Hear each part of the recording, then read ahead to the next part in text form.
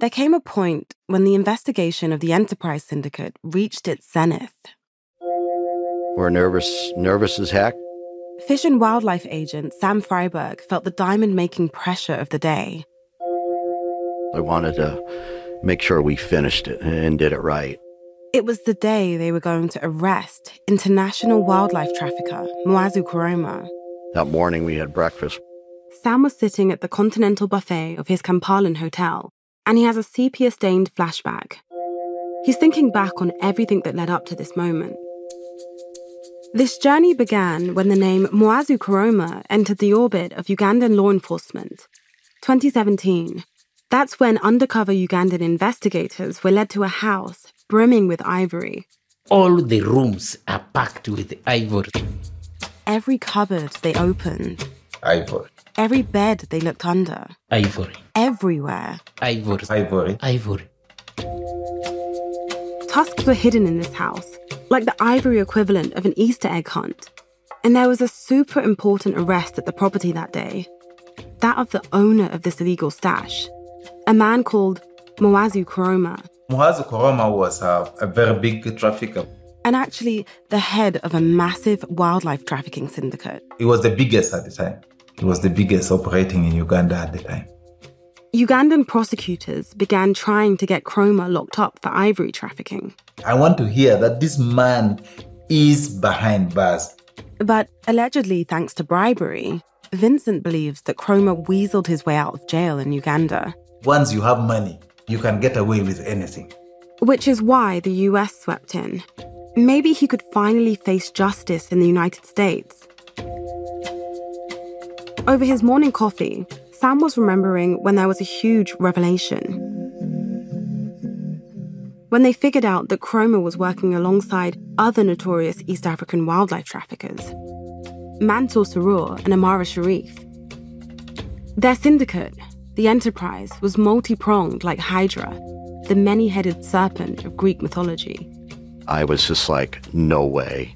This is huge. The US Fish and Wildlife Service went to work trying to slay this monster. Their undercover agent, Wolf, spent the next 2 years infiltrating the network, convincing them he was a real criminal, and getting tight with them. Hello. How are you? I'm fine, brother. How are you? Then, Wolf bought rhino horn from the Enterprise, all the while secretly recording them.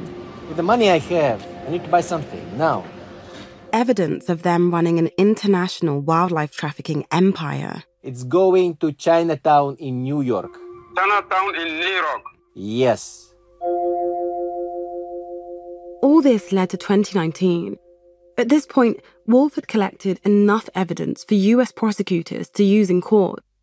So, Sam snapped back to reality. He knew it was time to put Moazu Kromah, Mansour Surur, and Amara Cherif in handcuffs and have them extradited back to the US. It's our best shot. We have the advantage of surprise. But actually pulling off these arrests, that was going to be insanely difficult.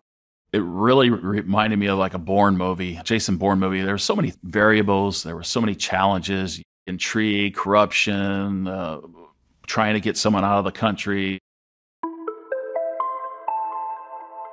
In 2019, Sam Freiberg began preparations for the flurry of arrests.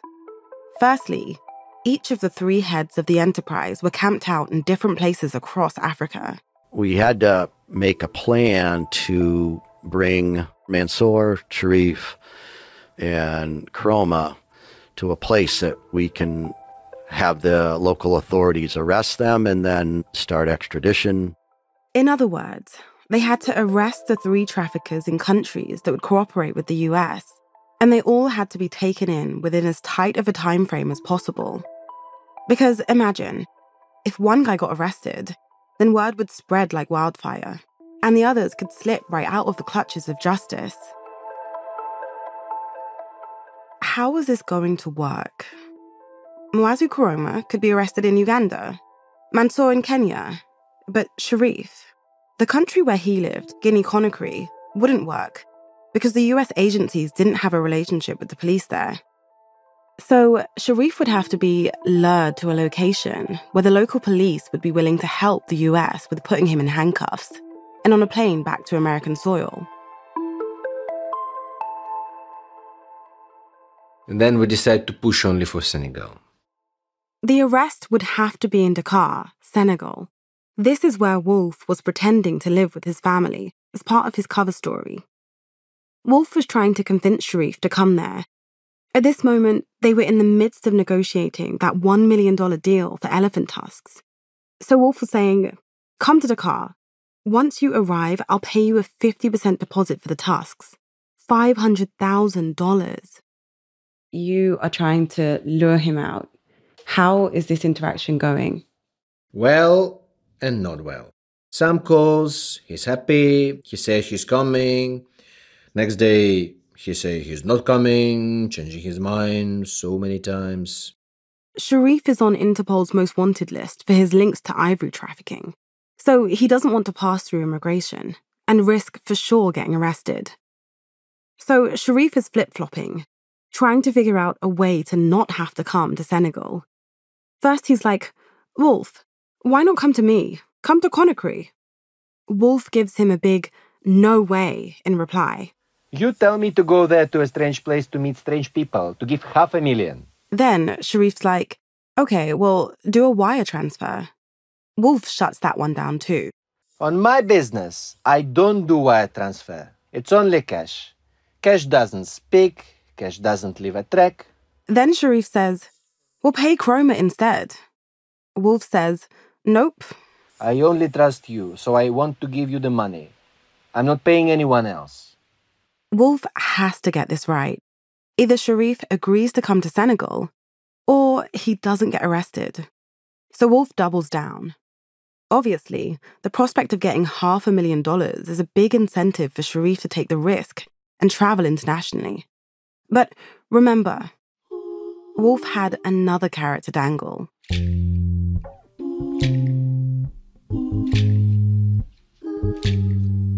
I saw that he's a family guy. I started to tell him, look, I already told my wife, you're coming, you gotta stay in my house, gonna cook, see my family, my son. So, I was pushing him to the family side, even when coming to Dakar to receive the payment. Wolf laid on the guilt hard. The business guilt, the come hang out with my family guilt, all of it. Then, in June 2019, Wolf is on the phone with Cherif again. And he's really pushing him now, telling him to come the next day. I'm counting on you to be here tomorrow, because I'm starting to prepare the money today. Well, I'm going to get a passport. I'm following the passport issue today, and tomorrow I get, maybe when I get earlier tomorrow, I'll fly. And then he says, okay, I'll go. Tomorrow would be the beginning of the end. Don't miss tomorrow. I count on you here tomorrow then. From the teams at Luminary, Dream Crew, and Novel, this is The Wildlife. I'm Runako Celina, and this is episode 7, Takedown.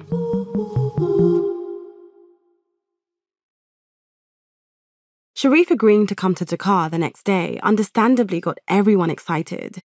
And seeing as he'd been stalling so much, caught them a little off guard. So as soon as he said yes, the team sprung into action. And they had a lot to get done. Cherif was supposed to arrive in like 24 hours. I had to travel because I was not in Senegal. The team wasn't even in Senegal when Wolf agreed to meet Cherif there the next day. Things had to move at breakneck speed. Is it exciting to you? Like, what's going through your head? Well, it's hoping that he really comes. He doesn't change his mind, and he really shows up. But after they arrived in the city the next day, it started to look like maybe Cherif really had changed his mind. Because since that last conversation, Wolf hadn't heard anything back from Cherif. His phone is off. I send message, nothing. Send message, nothing. The day after that, radio silence again. Send message, nothing. It seemed that straight after Cherif promised Wolf he'd come pick up the deposit for this mega deal, That 500 grand in cash, he'd gone underground. No calls, no texts, no contact. Something was off. Sam Freiberg, Wolf's handler from Fish and Wildlife, was feeling uneasy about how their big moment was playing out. We were very nervous that these weren't lining up correctly. We thought he might have gone dark. He was just playing a strange game, you know? Going, not going, coming, not coming. And we really wanted him to come. Worst-case scenarios began unfolding in the team's imaginations. Cherif wasn't a rookie criminal. What if he had seen straight through their trap? We had discussed amongst ourselves, why is he gone dark? A few beads of sweat began to gather on Wolf's brow. Had he done enough? Gotten close enough to Cherif to be able to manipulate him? Had he pushed him hard enough? Or had he pushed him too hard? He's the most wanted guy for Fish and Wildlife Services at that moment. Everyone was searching for him for years, and we cannot let him slip between our fingers like that. They had no choice but to wait. While Wolf was on standby in Senegal, the team had a bit of time to try to figure out what was going on. They were looking at the passenger lists from different airports. Was Cherif on the move? Or on the run even? But no hits. He's not flying. Nothing's coming up, on our searches that he's come through airports, so he must be driving. It would make sense for Cherif to drive, rather than fly.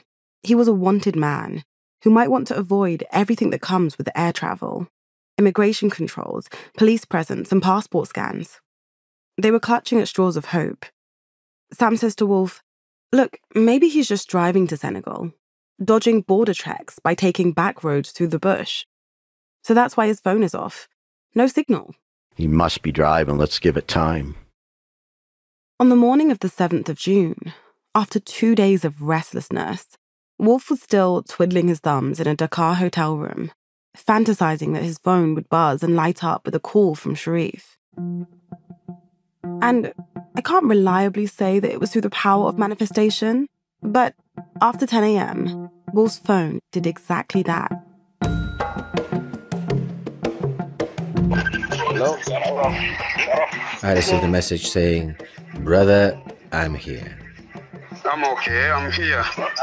Cherif was in Senegal. Go to the hotel first, and then after I'll go to these people. I'll call you later. Okay. I'll wait for you.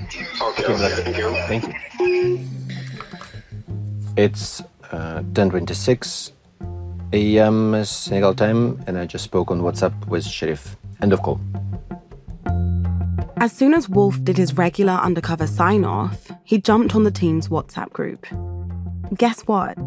Cherif is here. I publish in the group and everyone is happy that he's there. So they start to move everything. All of their nervous energy could now be channeled into making sure the operation went down without a hitch. It was all systems go.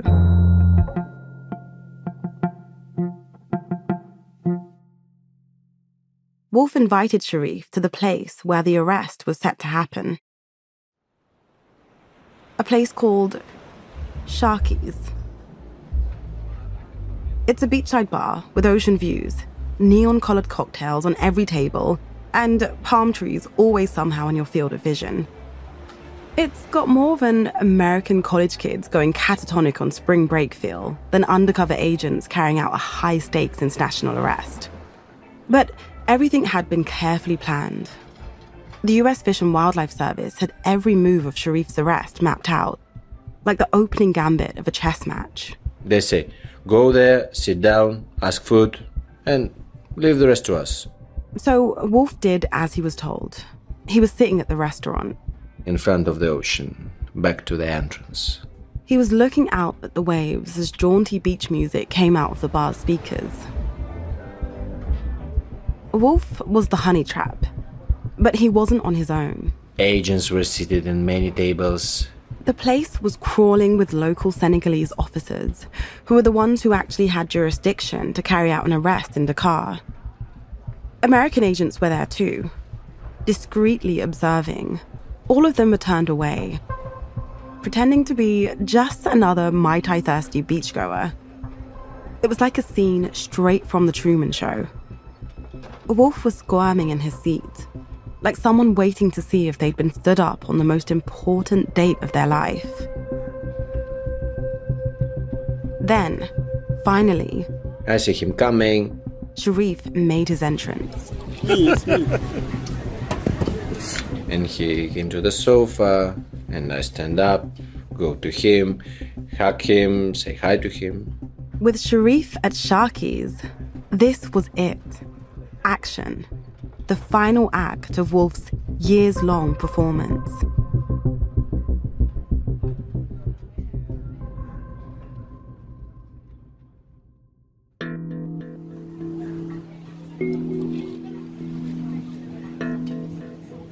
Like with every other aspect of the arrest, Wolf received clear direction about how to act after Cherif got to the restaurant. In that moment, you have to be careful also. You cannot think he's going to be arrested. If you act different from the other meetings, something is wrong in this meeting, and he can run away. All is going now to want to deposit these people. Wolf had to keep his cool. He had to pretend that he had no idea what was going to happen to Cherif in just a matter of minutes. I showed him I was happy, but I was happy for something and he was happy for something else. They were both chuckling. Cherif probably elated about imminently receiving $500,000. Wolf delighted knowing that he was not in fact handing Cherif a duffel bag of cash, but a prison sentence. As far as Cherif could tell, there was nothing unusual about this meeting. Like always, sprinkled throughout their conversation is personal concern. How is your family? And laughing. In this case, about polygamy. How many wives do you have here? Me one. Yeah, just one. Too many wives, too many headaches. You have too many headaches. In this moment, you really hear the friendship between Wolf and Cherif. I've listened to hours of the recordings of the years they'd spent getting to know each other. And by this point, they drank together, eaten together, shopped together.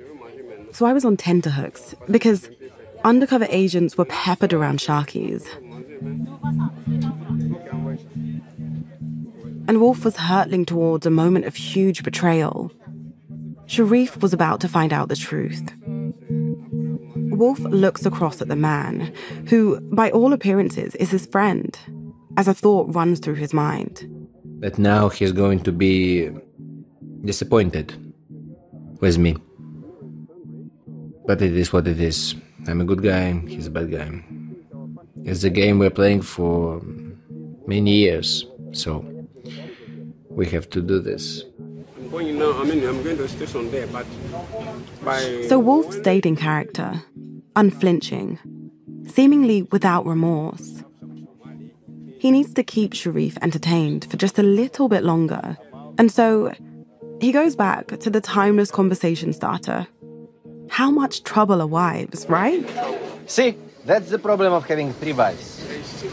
3 wives. But Wolf knows that any moment now... Because it's a problem having 3 wives in the same house. The charade will finally grind to a halt. Each wife's in each house. They are not in the same problem, no? Then the agents came. 4 men rise up from the tables where they'd been calmly sitting until now. 4 agents, local, Senegalese. They slowly walk over towards Wolf and Cherif's table and politely greet them in French. They ask whether the phones laid out on the table belong to Cherif. They introduce themselves as immigration. Do you have your ID with you? Cherif shows his ID. The police say, please stand up. They pick him up, and they put handcuffs, and they take him out. They arrest him.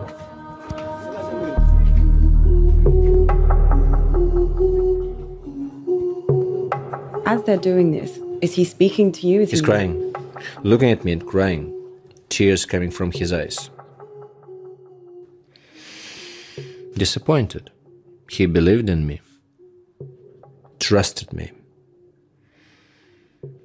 And I felt him. I think it was more about me than about going to jail. And what are you thinking of? I didn't think nothing. I stand up and I went to sit with the agents in the back. And scene. This was it for Wolf. He walks away from Cherif, both literally and figuratively. It was over. As of that moment, Wolf was done with him. And it sounds like no amount of Cherif's crying and pleading moved Wolf. The way he tells it, on a personal level, he was absolutely at peace with what had just happened. A bad guy can be friend of a good guy, but in the end of the day, everyone has to do his job, and the cop has to close his eyes when he's arrested. The criminal beside is his friend. So we have to play the game. As Cherif was being dragged away by the Senegalese agents in a flood of tears, Wolf pretty much just changed tables at Sharky's.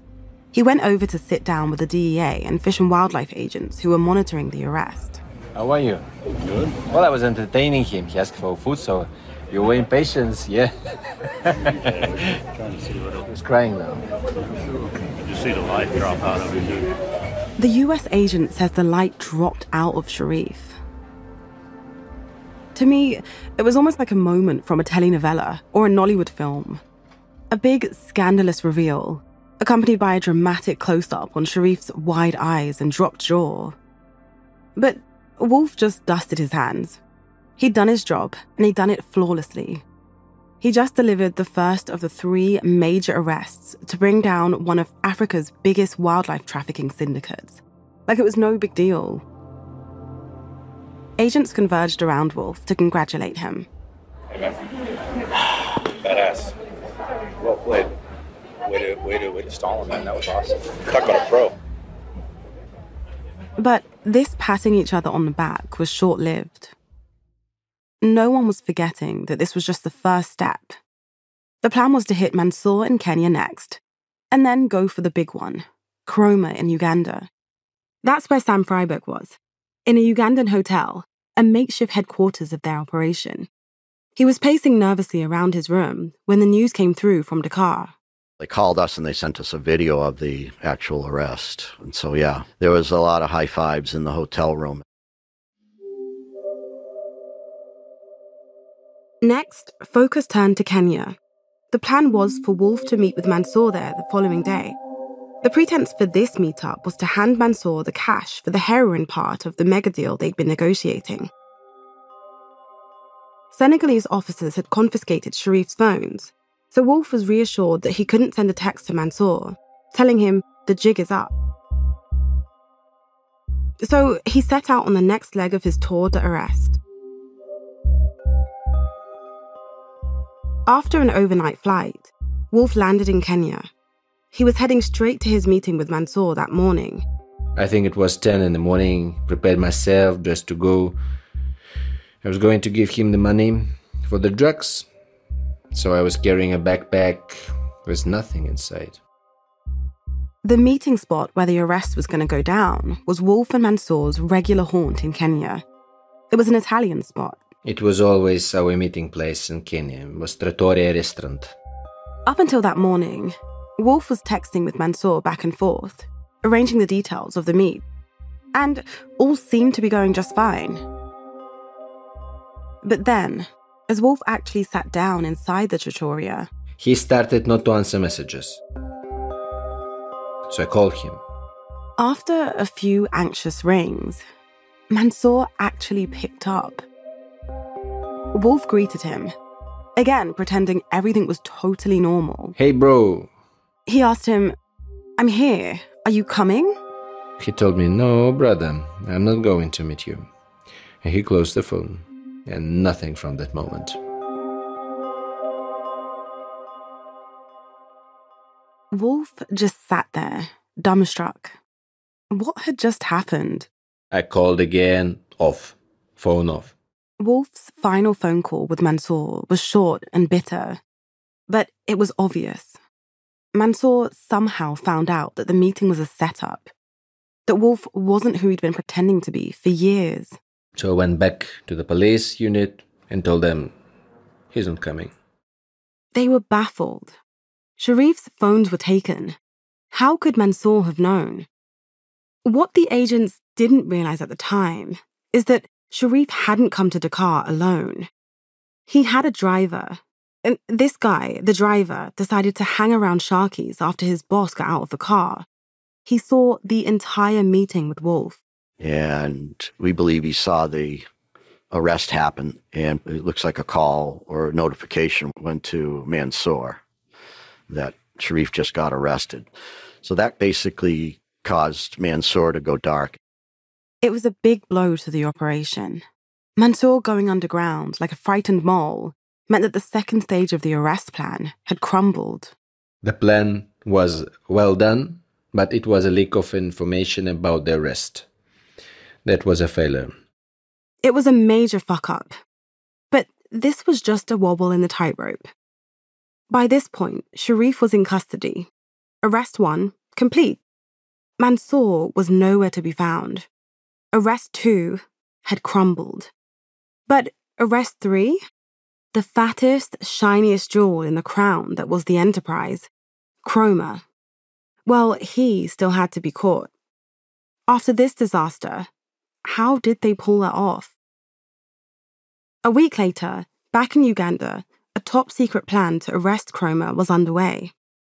At this point, it was actually unclear if Kromah knew US law enforcement was onto him. Sam thinks that it's possible that Mansour got paranoid, suspicious that Kromah was a double agent working for the police. And perhaps for that reason, Mansour didn't warn Kromah. So it's entirely possible that Kromah had no idea anything was amiss. I say this because Kromah was more or less doing his normal thing.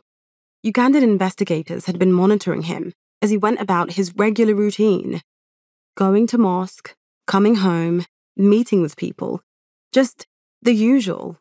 We had a pretty good idea of where he was and his pattern and where we thought he would be. Tim Santel, the Fish and Wildlife agent who'd been overseeing the investigation from the US, was now in Uganda as well. He flew over there to witness the final showdown.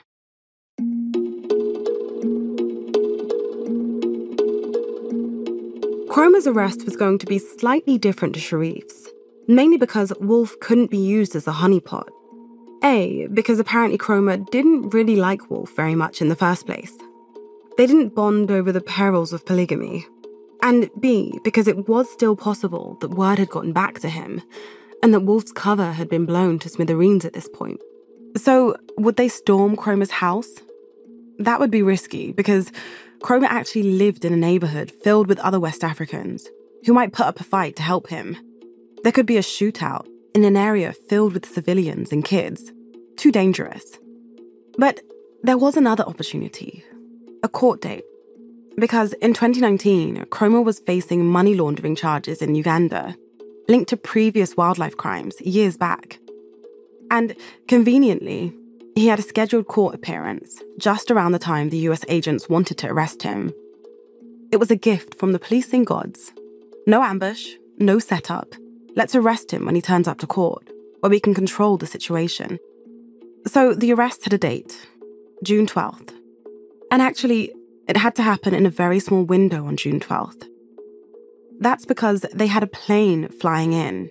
We had brought a plane from the United States. I only had so many hours before it had to depart and head back to the United States. And so there was a lot of stress on trying to locate him and get him apprehended and then get him to the airport. So they had to arrest Kromah before he went to court and before the plane took off.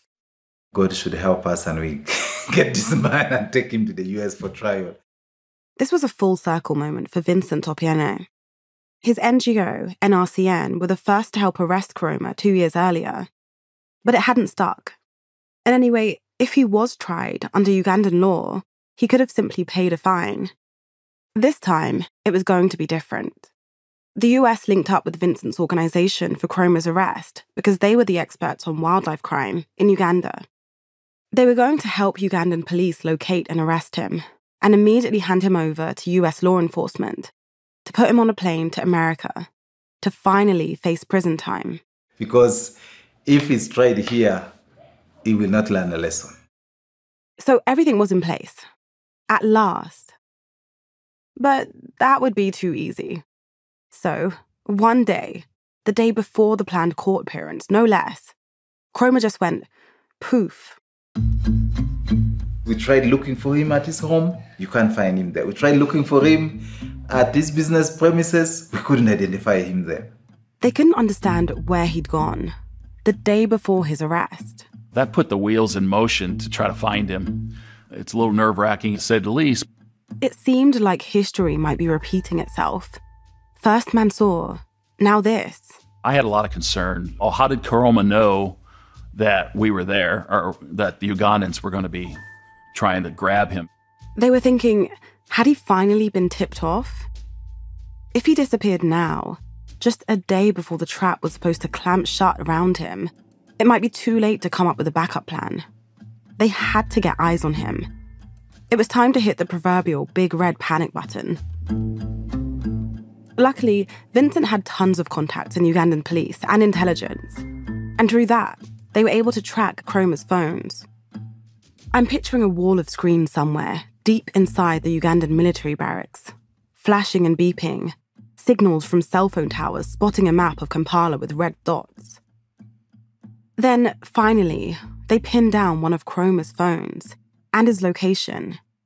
It turned out he was still in the city. He was seen in this mall, in this location. Vincent's team sped to the mall. Then we would go to that location and try to look for him there, and we didn't find him. Then again, they said, oh, he has just moved. He's in this location as of now. Then we again rushed there. So we have a group that is rushing in different locations. Vincent's agents drove madly around the city, like crazed Duracell bunnies, chasing after Kromah's shadows. It seemed like somehow he was always able to get away. The whole day, people are driving. Then they say, but what means is he using? Is he driving? Then no. It appears he's using a motorcycle because the traffic is bad, but he's maneuvering through the traffic. Then they said, okay, now let's use motorcycles. So we also started trailing using a motorcycle. Despite this motorbike goose chase and the help of military intelligence, by evening time, Vincent's team had gotten no closer to finding Kromah. When we couldn't find him for hours, I mean, all those things were running through my head like, oh my gosh, this is not going to go the way it's supposed to.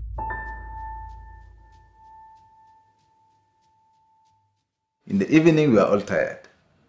No information. So he said, since we are tired and we don't have any information, let's concentrate at his home. So I mobilized my men who are doing investigation and tracking him. I said, go and spend a night there. You are not going to sleep in your houses today. Go and sleep near his home. Monitor until you see him. One of Vincent's agents, the one we're calling Rex, was in charge of staking out Kromah's house the night before the planned takedown.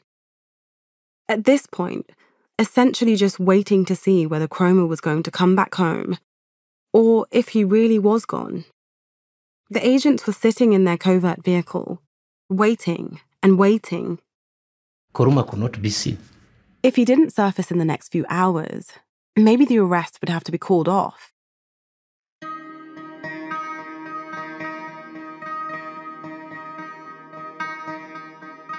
Time dragged while Rex and his team waited in the car.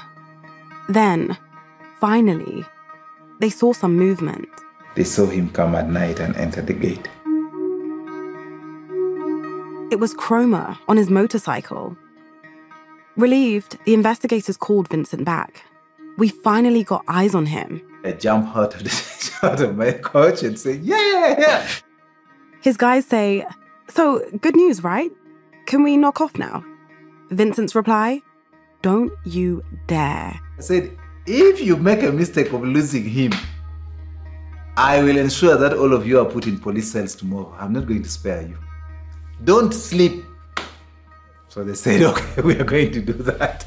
So they now remain there until morning.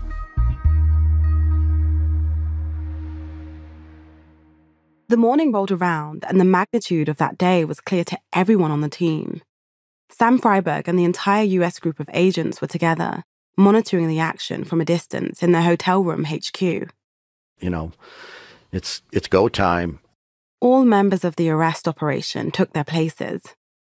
Back at Kromah's house, the kingpin was starting his day. In the morning, got up, came out of his gate. Our boys were there waiting for him. Picked the motorcycle, up to court.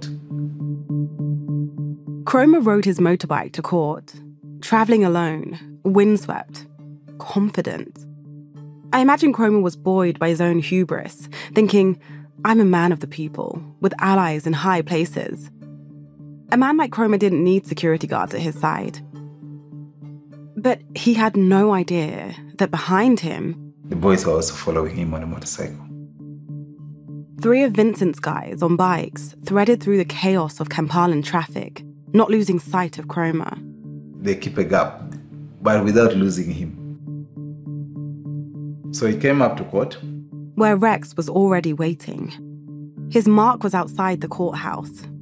He was standing on the steps, together with the Ugandan police team, waiting for Kromah. He just came direct to the court on a motorcycle. At that point, Rex and the police team took over. They watched Kromah climb off his bike and followed him into the lobby of the courthouse. So far, everything was going to plan. But, like always in this case, it wasn't going to be straightforward. Because then, doubt started to creep in. I never knew this, but Kromah supposedly has a brother that looks similar to him. And I remember there was in the hotel room when everyone's sitting and we're getting calls in from the police. I remember the chatter going back and forth over the radio. There was a lot of discussion about whether or not the person that they saw was Mr. Kromah. They were like, is this Kromah or is it his brother? At the same time, the clock was ticking down on the plane taking off from Uganda's capital airport. Confusion was filling the hotel room HQ, the pressure rising like steam busting out of a kettle. The stress levels at that point are really high because we didn't want to lose him. We didn't want him to get back on those Uganda streets, and there's a good chance he would have slipped us. But even though he was getting worried, Sam wasn't buying it. He just couldn't see how it couldn't be Kromah. And Vincent says his men were also convinced it was Kromah. Rex knew his face from a mile away. I said, this is Kromah. Eventually, someone got a photo of the man to Sam, who was like, that is him.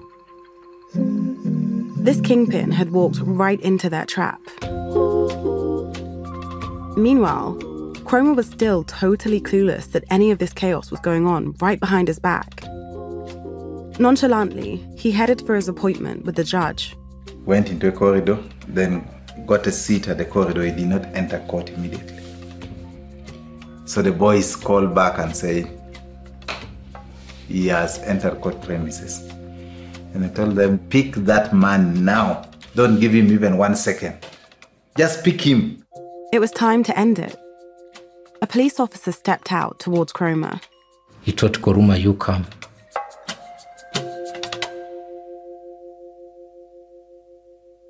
So we don't have the audio of Kromah's capture, but if Cherif's arrest is anything to go by, the scene was probably pretty smooth. Not a violent showdown, like in the movies. Just a polite request from an officer to one of East Africa's most prolific criminals. Sir, would you mind accompanying me to the car? We don't know what Kromah thought in that moment. Whether he knew this was the culmination of an enormous, international, undercover sting to break up his criminal syndicate. For sure, he had no idea that he was about to be taken to the US, to New York, to face prosecution. Perhaps he just thought that this was just another tiny legal hiccup, one that could be smoothed over with a bit of cash stuffed into the right pocket. Whatever calculation was going on in his head, he stayed calm and decided to comply. He came at the courtyard doorsteps. Flanked by the Ugandan police officers and Rex, Kromah exited the courthouse towards his ride. He then bent down into the police car and slid into the seat. They shut the door behind him. I'd like to imagine that whoever did it with a triumphant slam and a double tap on the back of the car. Then driver drove them off.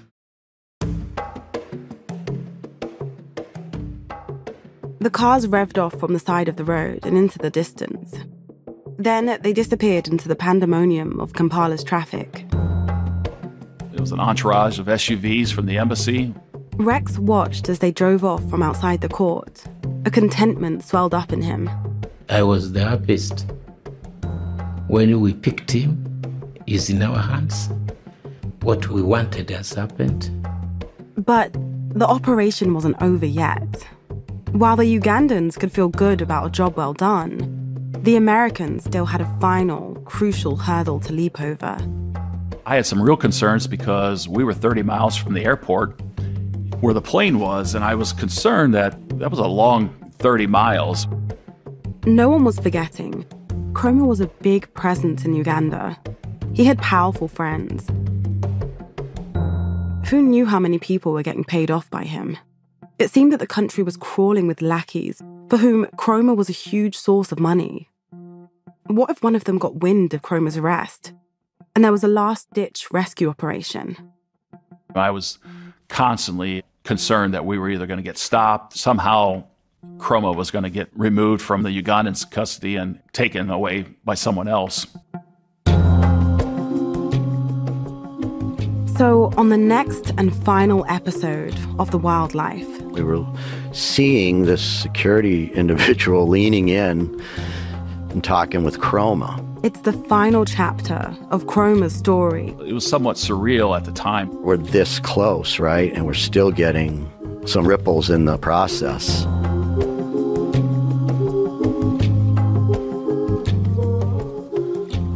The Wildlife is a Luminary original in partnership with Dream Crew, produced by Novel.